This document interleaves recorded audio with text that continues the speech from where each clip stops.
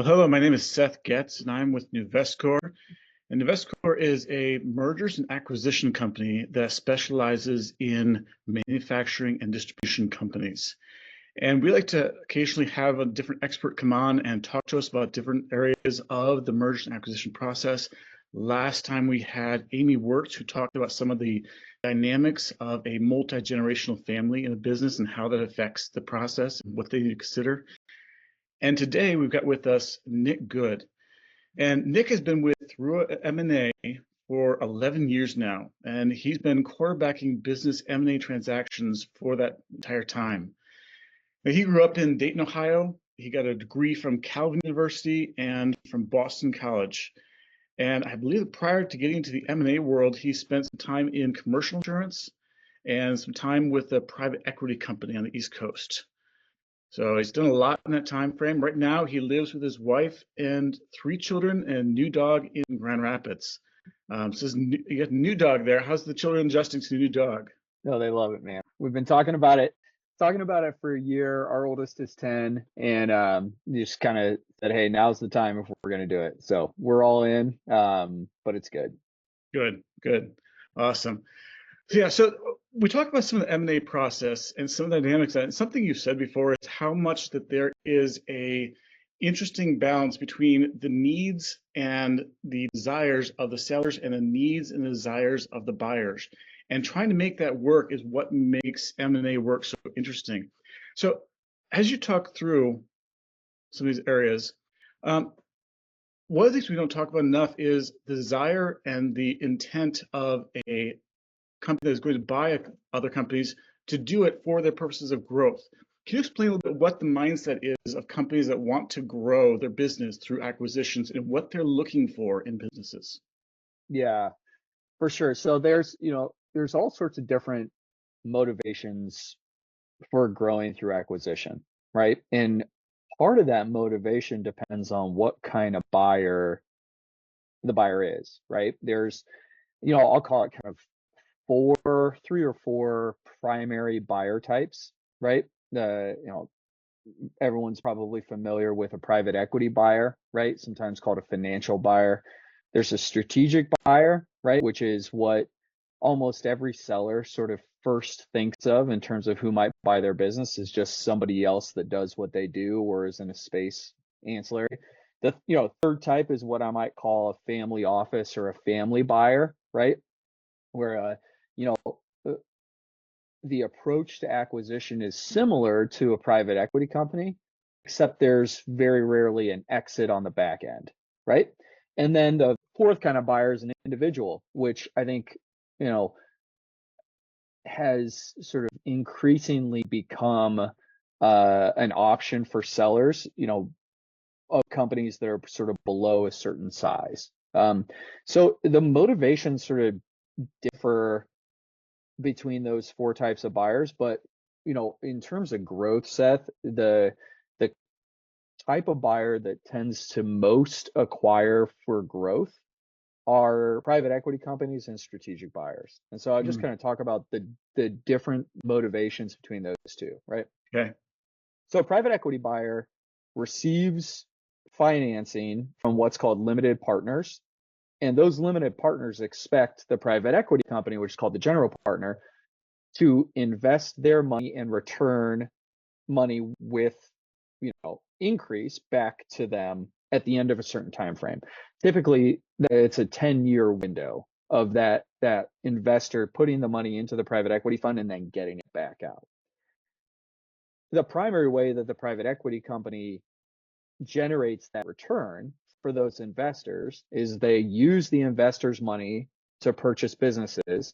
They grow those businesses as much or as strategically or as quickly as they can, and then they sell those businesses again. Somebody once told me that private equity is very similar to like a nursery or a tree farming operation. I said, I have no idea what that means. He said, well, think about it. There are very few nurseries, like if you go to buy an apple tree, right? There are very few nurseries that start that apple tree from seed.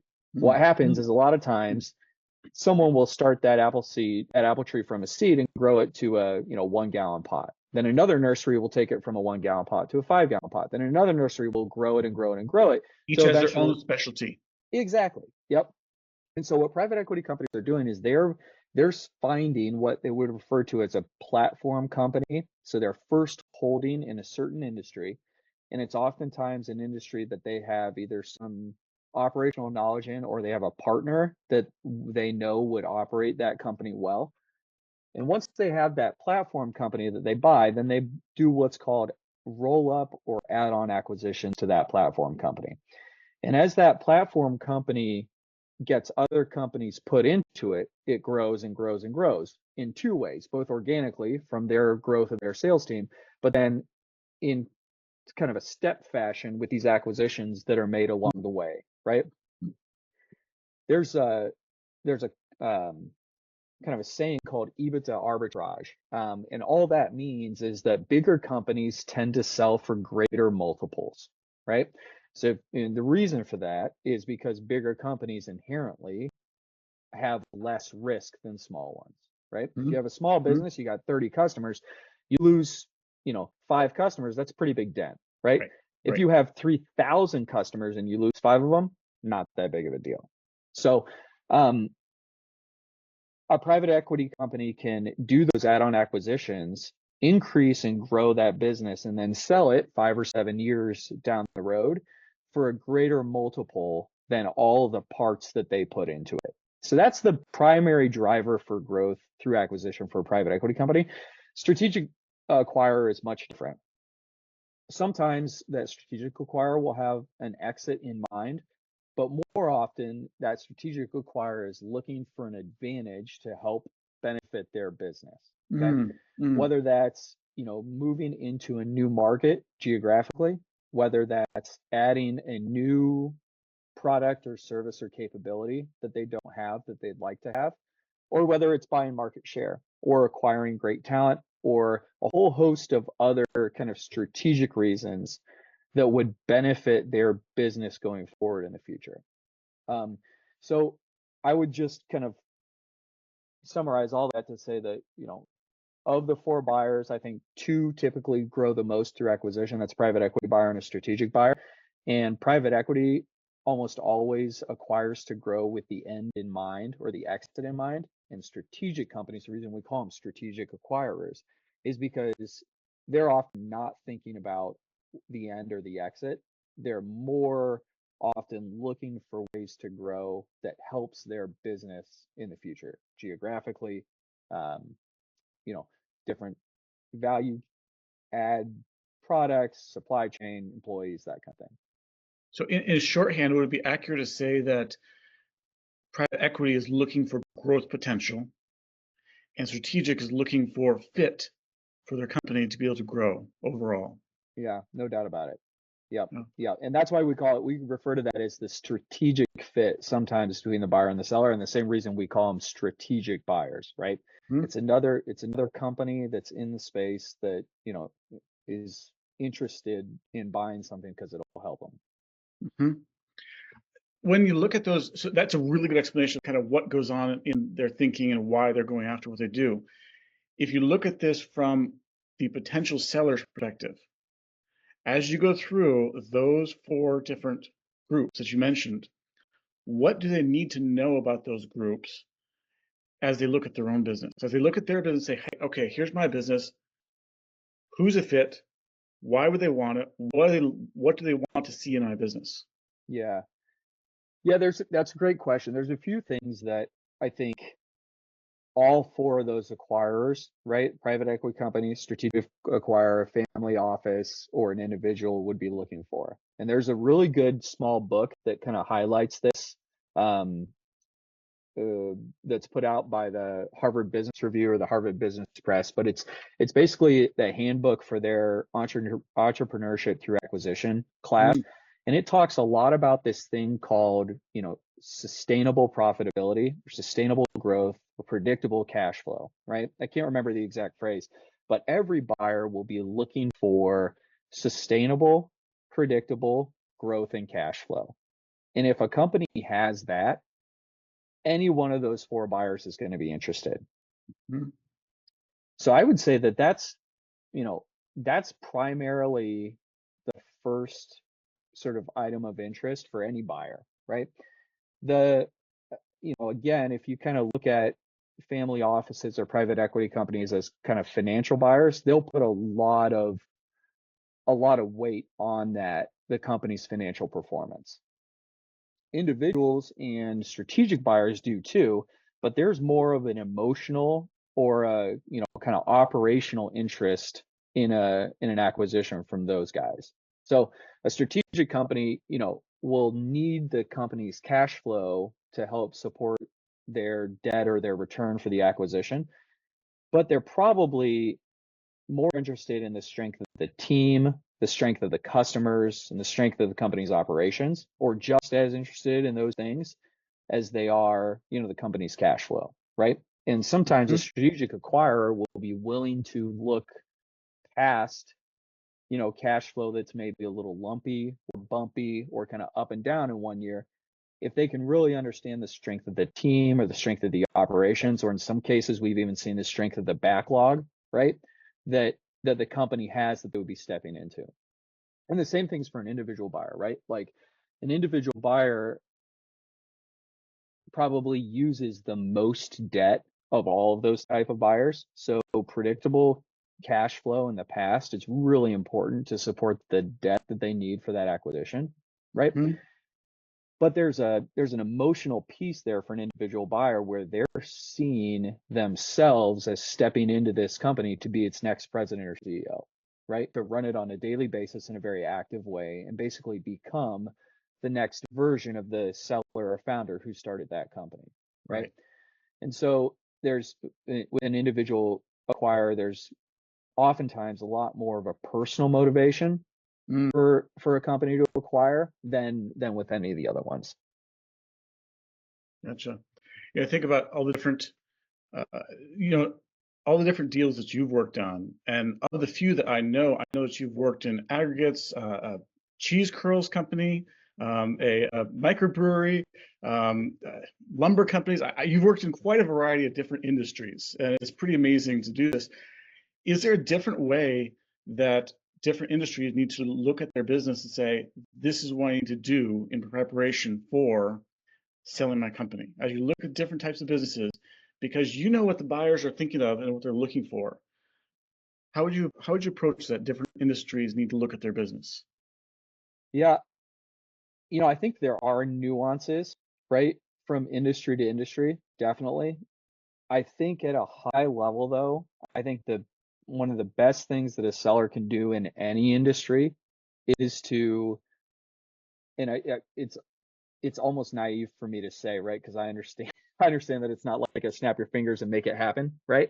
But if you can have year over year predictable growth, not like 20% growth, but like 3 or 5% growth, but it happens every year. And if every year you can show profitability, that Mm-hmm. that will be a huge benefit when it goes to sell your business, whether you're an architect or you're a manufacturing company or whatever you are.